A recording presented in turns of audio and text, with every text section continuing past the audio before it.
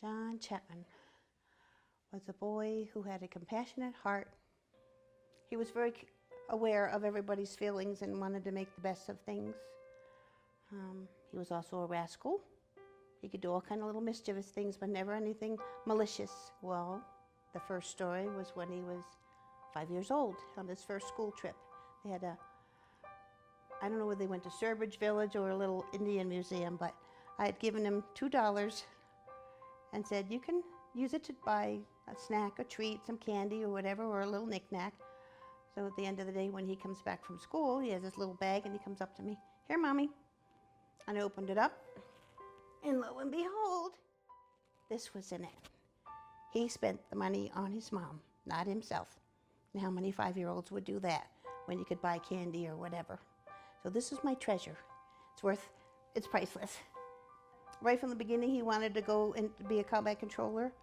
But then when I was reading the literature and the danger and all that stuff, I kind of asked him if he would try something different to start with. After about 3.5 years, he says, I can't sit behind a desk. I need to be doing something. So he said, I'm going to cross-train into combat control, go through the pipeline. And he loved it, and he was good at it.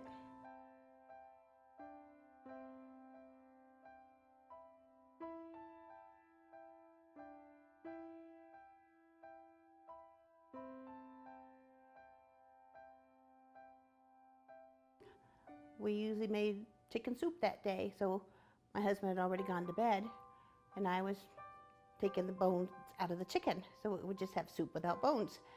And then there was a 10:30 at night, there's a knock on the front door, which no one hardly ever went to the front door. And then there were 2 or 3 Air Force guys, and when I opened the door, as soon as I saw the uniforms, I just said, not my Johnny. And it was. Haven't made chicken soup since.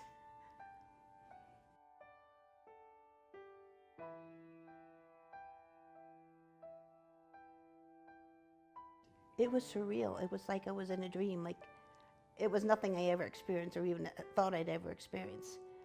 But people went way out of their way doing things. And it's Johnny's honor, not mine. But they treated me like I was the hero and I wasn't. But it was humbling.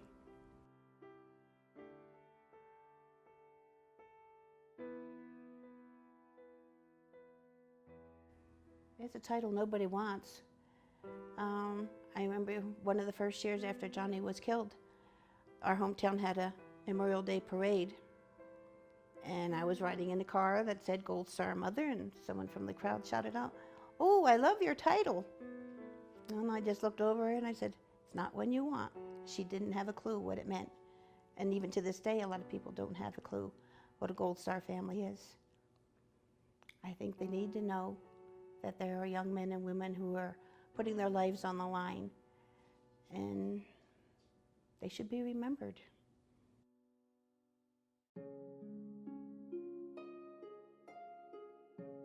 God gave me a poem about Johnny, and it's that poem over there on the wall. There are so many stories about this little boy. Although you were a rascal, you brought your family joy. From bikes and trees and lightning bolts and giggles in the dark, Little League and soccer games and picnics in the park. God blessed you with the gift of a tender, loving heart. There are so many stories I wouldn't know where to start. You touched so many lives with your caring, gentle ways. You helped so many people and brightened many days. Green Giant, MAME, and diving boards, so high school things to do. Tried college, cars, and tow trucks, then Air Force time for you. You branched to Special Forces and wore a red beret. Proud parents, friends, and you did celebrate that day. The love of your life was met on a trip that you took with Joe.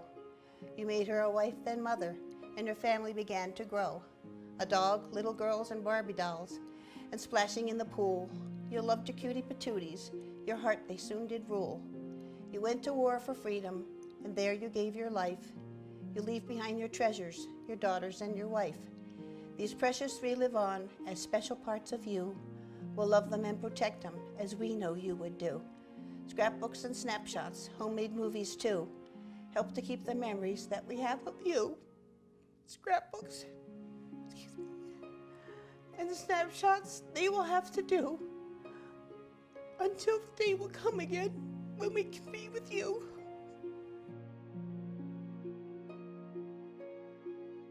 Our nation is rich with blessings, but our greatest blessings of all are the patriots like John, who, like John, carry our freedom on their shoulders, march into the face of evil, and fight to their very last breath so that we can live in freedom and safety and peace. He loved life, and he lived it to the fullest. And that's pretty much what I can tell you about him.